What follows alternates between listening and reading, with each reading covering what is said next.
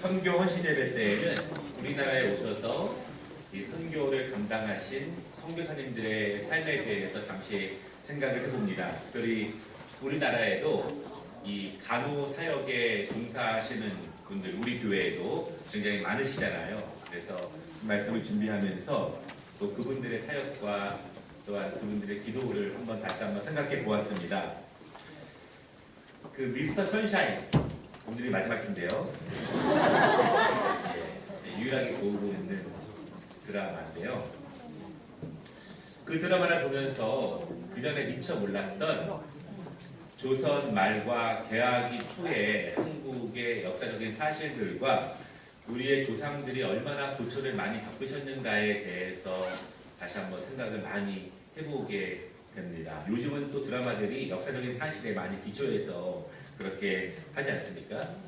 우리나라가 굉장히 어려운 시기였는데요. 그때 1900년 초에 우리나라의 젊은 지식인들은 이 서양 문물을 배우고자 하는 마음이 컸습니다. 당시에 러시아와 미국과 일본과 청나라의 그런 권력 투쟁들이 우리나라에 많이 있었죠. 우리나라는 조선의 자치권을 확보하기가 어려웠고 우리나라의 앞날을 우리나라 스스로 결정할 수 없는 것이 우리나라의 사실이었습니다. 지금도 물론 그렇지만 6.25 전쟁 이후에도 우리나라의 미래를 우리가 결정할 수 없었고 지금도 사실은 그러한 면들이 조금 더 있습니다. 우리가 더욱더 강건해야 될 필요가 있죠. 조선 말의 초기에는 우리의 것을 지키려고 했던 마음들이 강했지만 우리 스스로 아무것도 할 수 없음을 뒤늦게나마 인정하게 됩니다. 그리고 나서 서양의 여러 가지 선진들의 문물들을 이제 받아들여야 한다는 그런 내용들이 많이 있고요. 또 선교사들이 다방면의 분야에 들어오셔서 우리나라의 여러 가지 발전하는 데 그런 것들을 많이 하게 됩니다. 특별히 그런 분야 가운데서 오늘은 이제 백의 천사, 간호사의 사역에 대해서 잠깐 말씀을 드리려고 합니다. 여러분 지금 우리나라가 이제 병원들이 잘 돼 있지만 처음부터 그런 것은 아니죠. 우리나라에 의사들은 많이 들어왔었지만 간호사 양성과 간호사역은 쉽지 않았습니다. 그런데 우리나라의 간호사역을 이끈 3명의 선교사가 있는데요.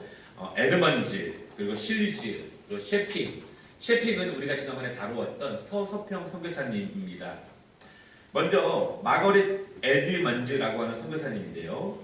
1871년에 태어나셔서 1945년에 돌아가셨는데 캐나다 온타리오 출신의 감리교 간호 선교사로서 그렇게 우리나라에 파송되신 분입니다.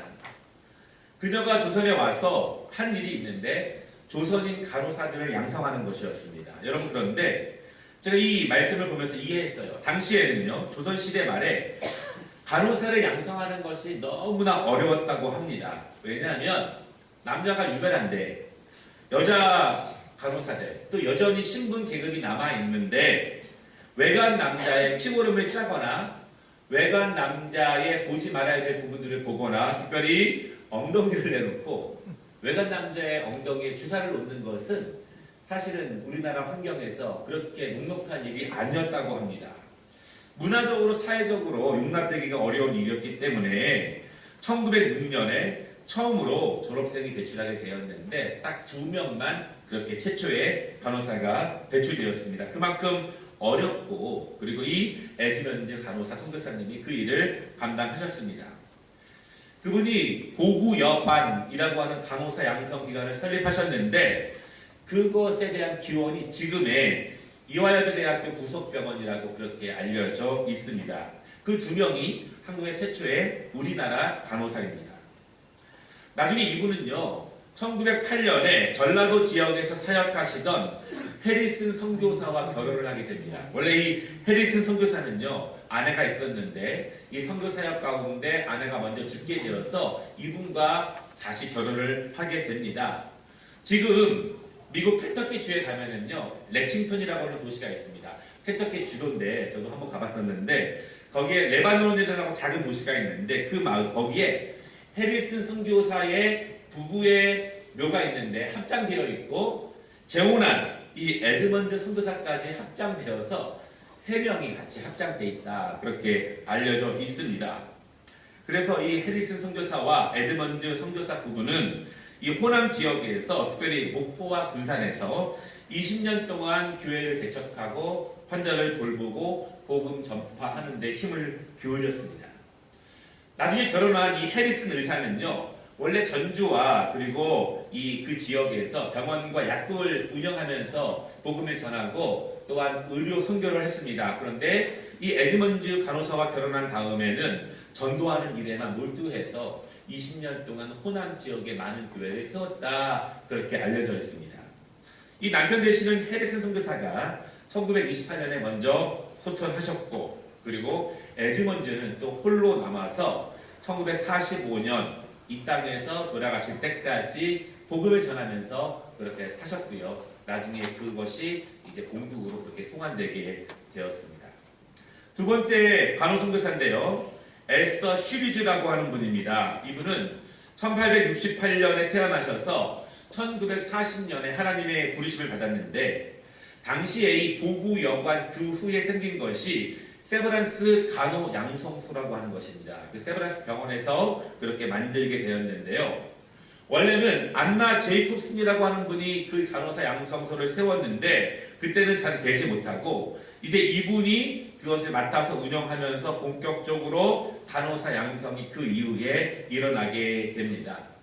이 시리즈 선교사는요, 먼저 말씀드린 에드먼드 선교사보다 더 빨리 1897년 완전히 선교 초기에 우리나라에 오시게 되었지만 1906년까지는요 평안도에 있는 선천 지역에서 의료 사역을 하다가 나중에 이 세브란스로 옮겨와서 여기서 사역을 하게 됩니다. 여러분, 이분이 사실은 이 세 명이 한국의 간호학계 그리고 간호선교의 역사라고 알려져 있는데, 그 중에서 이분이 실제적으로 한국 간호계의 대모로 그렇게 불려지는 분이에요. 1939년에 70세 나이로 은퇴하셨습니다. 그리고 이듬해 1940년 11월에 고향인 펜실베니아에서 하나님의 부르심을 받습니다. 여러분, 그런데요, 선교사들의 대부분의 인생을 보면은 우리나라에서 소천하시거나 아니면 은퇴 후에 고향으로 돌아가서 거의 대부분 1년 안에 다 돌아가십니다. 왜냐하면 우리나라에서 돌아가시는 분은 사역하다가 돌아가시는 것인데, 그냥 돌아가시는 분이 별로 없어요. 보통 영양실조라든가 큰 병에 걸려서 돌아가시거나 또 고향으로 은퇴하고 돌아가시지만, 한국에서 평생을 온 힘을 진액을 다 쏟으면서 사역하셨기 때문에 돌아가서는요 이제 금방 하나님의 부르심을 받는 일들이 사실은 우리나라 선교사님들의 그러한 이 생애를 보면은 많이 보이게 됩니다. 1900년도 초에는 한국에 평민들을 위한 의료체계가 별로 없었습니다. 재중원이 있었는데요, 그 재중원은 궁궐과 그리고 고위층을 위한 진료소로 대부분 사용되었기 때문에 평민들은 우리나라의 전통적인 그런 의약품 외에는 별로 서양 의학의 도움을 받을 수 없었다고 합니다. 그런데 나중에 이 선교사님들이 재중원의 운영권을 받습니다. 그리고 그때부터 본격적으로 가난하고 헐벗은 사람들을 위한 서양 의학을 통한 그러한 선교와 치료가 그렇게 되게 됩니다. 여러분, 원래 좀 전에 말씀드렸던 보구 여관이 있었는데요, 보구 여관은 원래 재중원이라든가 대부분의 이제 현대식 병원들이 들어서면서 그 병원들은 보통 남자들을 위한 병원이었다고 합니다. 남자 의사들이었고요. 그래서 여성 평민들이 갈 수 있는 병원이라든가 그런 데가 별로 없었습니다. 그래서 미국 감리교 여의사인 이 하워드라고 하는 분이 처음에 이름 없이 이화여대 학당 안에서 이제 여성들을 위한 진료를 시작하게 되었는데, 그 당시에 여성들에 대한 서양 의학의 진료가 얼마나 힘들고 어려웠냐면, 여러분, 이 하워드가요 이 작은 이 진료소를 마련한 다음에 10개월 동안 혼자 진료한 사람의 수가 1137명, 여의사 혼자. 왜냐면 조선시대에 이제 여자 의사가 여자를 이렇게 구해야 되지 않습니까? 그런 것 때문에. 그리고 그 다음에는요 1년 동안 1423명을 치료하게 됩니다. 이 해리슨 하워드 여자 의사는 2년 만에 너무 무리를 해서 건강을 완전히 잃게 됩니다. 그래서 본국으로 돌아가게 돼요. 그만큼 평민들, 특별히 여자들을 위한 서양의 의학적인 혜택들이 거의 없었다라고 하는 것입니다. 나중에 그 진료소를요, 우리가 잘 알고 있는 명성황후가 이름을 부여합니다. 그것이 보구여관. 그래서 이곳에서 그렇게 간호사들 위해 양성이 시작되었다고 합니다. 마지막으로 우리가 잘 알고 있는, 또 지난번에도 소개했고 영화로도 있는 서석형 선교사로 알려진 엘리자베스 쉐핑 선교사인데요. 이분은 1880년에서 1934년까지 이렇게 사역하셨는데, 특별히 1912년 조선에 와서 전라도 광주에 있는 문둥병자 병원에서 2년 동안 사역하시고, 군산에 있는 병원에서 또한 3년 동안 일하고, 또 군산에서 아까 말씀드린 에드먼드 해리슨 부부와 3년을 일하게 됩니다. 그러던 당시에 이 서석병 선교사가 군산에서 간호학교를 설립하기 위해서 재정이 필요하기 때문에 미국에 있는 교단 본부에다가 재정을 요청합니다. 근데 당시 미국에서 뭐라고 말을 했냐면, 당시 장로교가 연합을 해서 돈이 많이 들어가기 때문에 세브란스 병원과 그리고 연희 전문학교와 평양신학교와 숭실대학교를 지원하기에 너무 힘든 거예요. 여러분, 이런 것들을 지원할 때 한 교단이 한 것이 아니라 돈이 많이 들어가기 때문에 장로교 교단들이 연합을 해서 기금을 모아서 우리나라에 이런 학교들을 그렇게 세운 것입니다. 그래서 군산에는요, 소규모의 개인적인 간호사 양성이 시작되게 됩니다. 그런데 1917년 이 서석평 선교사가 이제 군산에서 길렀던 2명의 여학생을 데리고 지금의 세브란스 간호양성소로 옮겨오게 되는데, 이 2명의 학생이 이효경, 이금전인데요.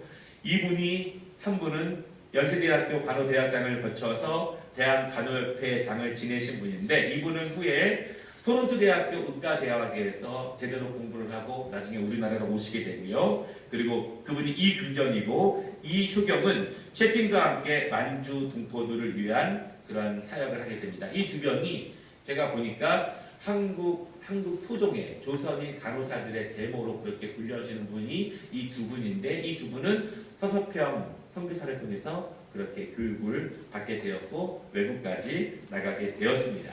그리고 조선 간호협회가 발족하게 되었고, 그리고 이 조선의 현실을 세계적으로 알리기 위해서 1929년 7월 캐나다 몬트리올에 있었던 국제간호협의회에서 우리나라가 가입이 돼야지만 우리나라의 현실을 더 잘 알 수 있었고 선교 기금을 모을 수 있었는데, 일본의 반대로 좌절되었다.